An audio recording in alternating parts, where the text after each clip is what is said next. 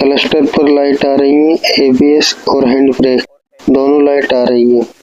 Hello friend, car ज्ञान number 1 channel में आपका स्वागत है। हम एक वीडियो लेकर आए हैं। हैंड ब्रेक और एबीएस की लाइट आ रही है। हैंड ब्रेक और एबीएस की लाइट आने के तो कई मुख्य कारण हैं, लेकिन हम इस वीडियो में बताएंगे जो एबीएस और हैंड ब्रेक की लाइट आ रही किस कारण आ रही। हमारा जो कोड है वो एंटी ब्रेक सिस्टम का रहा है। कोड के मुताबिक ही हमें गाड़ी चेक करनी है। गाड़ी के ऊपर काफी कंट्रोल यूनिट लगी रहती हैं और हमें किसी भी यूनिट को चलाने के लिए क्या चाहिए, हमें चाहिए power, ground supply, CAN high, CAN low. ये चीज हमें चाहिए किसी भी यूनिट को चलाने के लिए। ये चीज हमारी प्रॉपर आ रही है उस यूनिट तक तो समझो हमारी यूनिट खराब है। और ये नहीं आ रही proper can high, CAN low, power, ground और सप्लाई, तो ये समझो वायरिंग खराब है या फिर किसी और मॉड्यूल में दिक्कत है। अब मैं आपको वीडियो दिखाता हूँ। वीडियो थोड़ा आप ध्यान से देखना। जब आप ध्यान से वीडियो देखेंगे जब ही आपके बात समझ में आएगी, नहीं तो आपके कोई बात समझ में नहीं आएगी। आप थोड़ा ध्यान लगा के वीडियो को देखना। चलो अब मैं वीडियो स्टार्ट करता हूँ। क्लस्टर पर लाइट आ रही है, एबीएस और हैंड ब्रेक दोनों लाइट आ रही है। तो हम एक बार अब कंफर्म करते हैं हैंड ब्रेक डाउन कर कर। तो हमारे हैंड ब्रेक की लाइट जाती है नहीं जाती। तो हमारी हैंड ब्रेक भी हमने डाउन कर दिया है और जो हमारा एबीएस की लाइट और हैंड ब्रेक की दोनों आ रही है। तो हम इसके लिए वीसीआई लगाते हैं। वीसीआई हम स्कैनर से कनेक्ट करते हैं।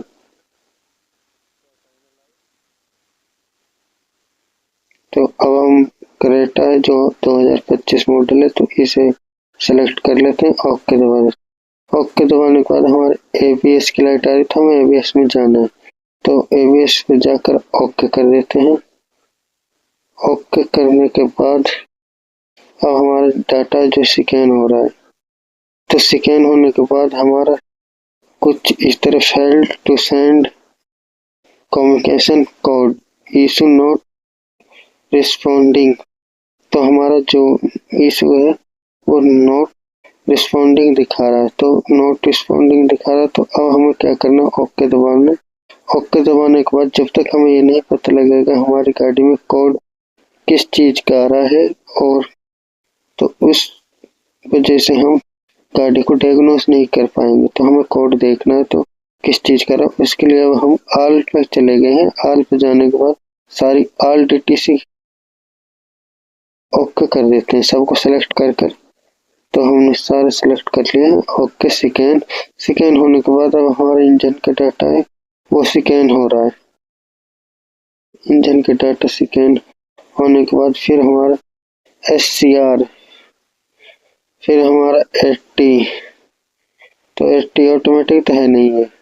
तो फ्रेंड हमारा जैसे कि इंजन का जो उसमें ही डाटा निकल के आ गया है U041500 invalid data receive for anti lock brake system. तो हमारा जो तो एंटी ब्रेक लॉक सिस्टम, तो ये ब्रेक का ही कोड निकल के आया है और यू से ये कोड है U041500 ये कोड है। और तो अभी स्कैन हो रहा है तो कोई और कोड भी आता है तो वो भी हम देखते हैं एक बार। अभी तो हमारा स्कैनर से स्कैन ही हो रहा है, स्कैनर से स्कैन हो रहा है अभी, तो देखते हैं और कोड भी आता है कि नहीं आता है। तो एक कोड और आ गया है हमारा C163386 cluster invalid display speed, जो कि हमारी गाड़ी की स्पीड जो क्लस्टर में आती है वो क्लस्टर में स्पीड भी नहीं आ रही थी। क्योंकि जब हम गाड़ी को चलाते हैं तो क्लस्टर में स्पीड आती है तो स्पीड भी नहीं आ रही थी। एक दिक्कत ये भी थी इस गाड़ी में। तो और स्कैन हो रहे हैं अभी हमारा, देखते हैं हम कि हमारे और भी कोड आते हैं कि गाड़ी में। तो स्कैन हो रहे हैं अभी।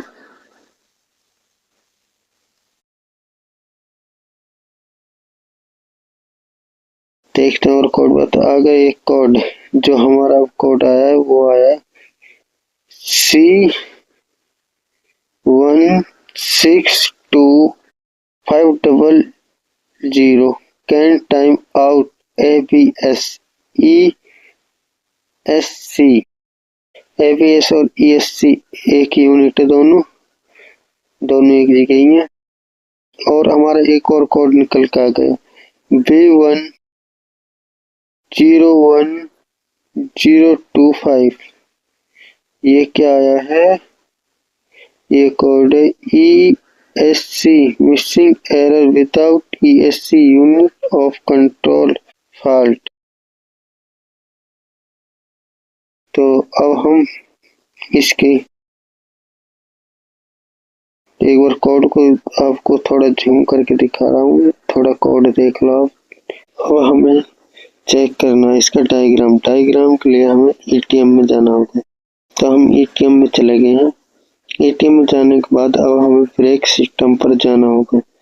ब्रेक सिस्टम पर जाने के बाद एंटी लॉक ब्रेक सिस्टम पे क्लिक करेंगे। क्लिक करने के बाद अब हमें थोड़ा प्लीज वेट।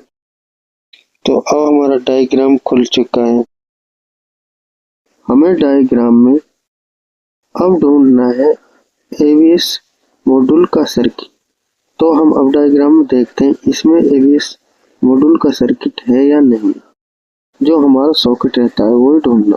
तो इसमें तो नहीं है। अब हम दूसरे पेज की साइड चलते हैं। तो ये थोड़ा खुल रहा है दूसरे पेज। जैसे ही दूसरे पेज की साइड गए तो वहां हमें दूसरे पेज में ABS मॉड्यूल मिल जाता है। ABS मॉड्यूल मिलने के बाद अब हम ABS मॉड्यूल का जो सर्किट है उस पर हमने क्लिक कर दिया है। वहाँ डायग्राम पर दिख रहा था और हमने क्लिक करने के बाद अब हमारा कुछ इस तरह ABS कंट्रोल मॉड्यूल का कपलर लगा हुआ है।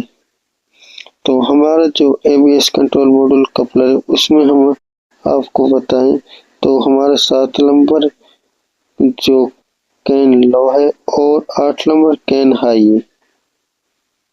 तो इनका हम अब रेजिस्टेंस चेक करेंगे कितना आता है पहले।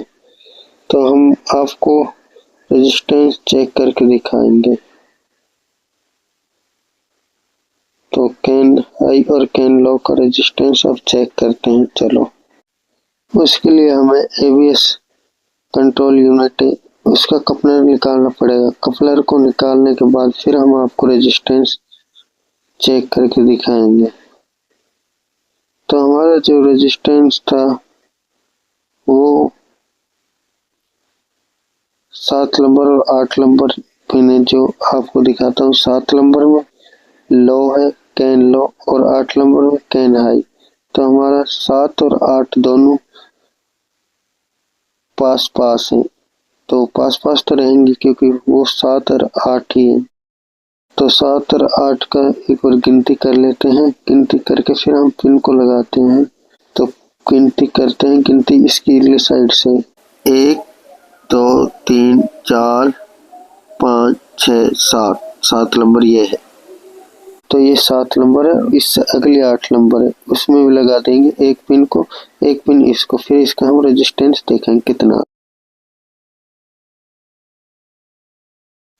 हमारा रेजिस्टेंस 60 आ गया है।